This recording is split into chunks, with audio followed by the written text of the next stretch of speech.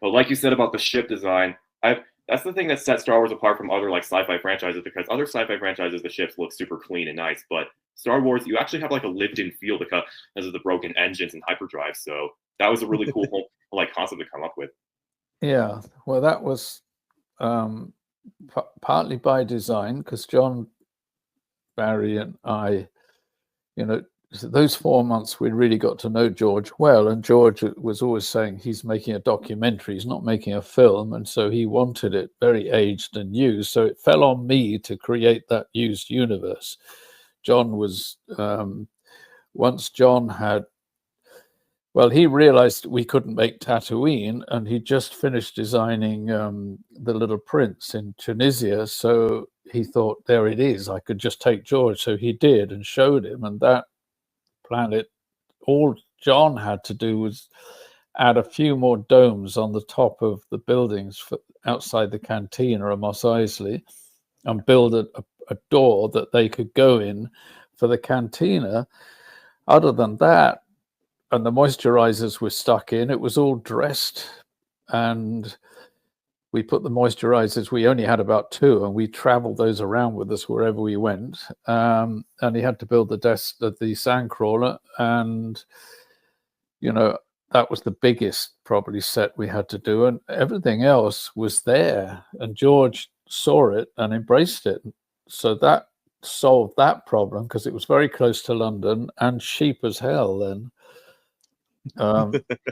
It fell on me to make the rest of it. And what I did, I realized then that I had my own ideas, and looking at the budget, and I broke down my script in 10 days, and I list everything out that's in the script and what I think should be there. I realized I didn't stand a hope in hell to do what was required for that amount of money. So I thought, right, okay. And I'm pretty stubborn, and I really wanted to do this film, and I like George, it was a dream for me. That's how I'd always imagined science fiction. So I took myself off to our gun hire facility in London called Baptist, and they could arm, a World War II battle. They could do Charge of the Light Brigade, anything. They had huge stock. And obviously, throughout my art directing career, I was constantly getting guns. So I knew the owner very well. And they set me up with a table. And I kind of thought, okay, the blasters were the first thing, and there was a lot of them required.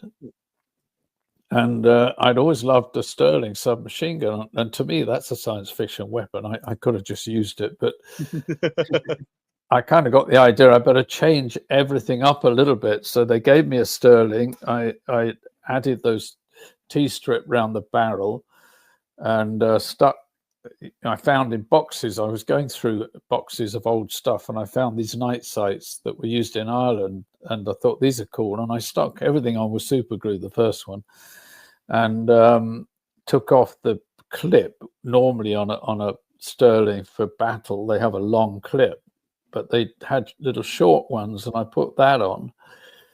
And the huge thing is, you could still fire this gun. You've got a blaze out the end and a smoke and everything, and it kicked.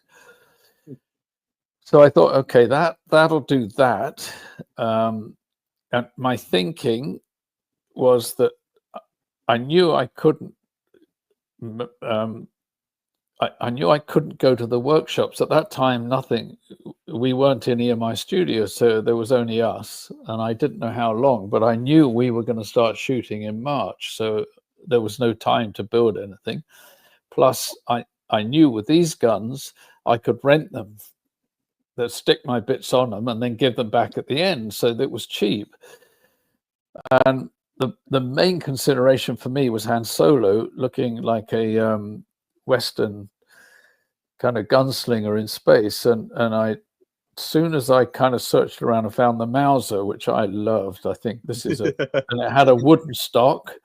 Yeah. So it's such a beautiful gun. So I added a flash hider on the end of it and stuck more sights on, and that was the phone call I then had to make to John Barry. And I said, look, I'm in Baptist, this is what I've been doing, you better bring George here. It was the moment really where once he saw it, I knew if I was on the wrong track, maybe I'd be fired, or I was on the right track and it would be okay. And George came and just loved them and saw what I'd done. He stayed with me. Actually, he got his fingers covered in super glue with me. We made Princess Leia's gun together out of that practice pistol. That kind of started the entire idea of using everything, not making anything in the workshops, but using, and we kind of carried on trying to, we had a one sculptress with us, Liz, who sculpted C-3PO's heads, which again, John Barry was kind of pressing on what was going to be urgent as soon as we did get the money to start. That's an interesting little story there.